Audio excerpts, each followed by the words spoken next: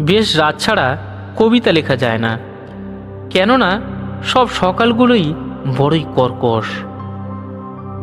ভোরের বেলা খবর কাগজ ছুঁলেই হাতে রক্ত লেগে যায়, মানুষের রক্ত।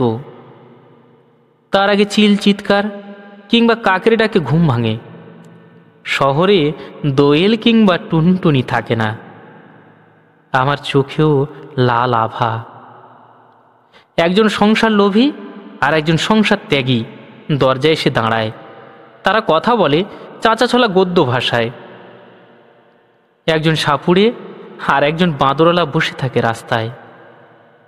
দুপা এগোলেই হাঁ করে আছে 100টা দোকান। ট্রাম ও বাসের শব্দে কণামাত্র সুর নেই। দুনিয়ার কোথাও নেই কণামাত্র কবিতা। আমি অপেক্ষা করি রাত্রির জন্য। গভীর রাত, কোনো সঙ্গিনী না থাকলেও সেই রাত্রি হয়ে ওঠে নারীর মতন। আমাকে তার খোলা বুক দেখিয়ে আদর করতে ডাকে। প্রতিটি চুম্বনে জমে ওঠে বিন্দু বিন্দু কবিতা।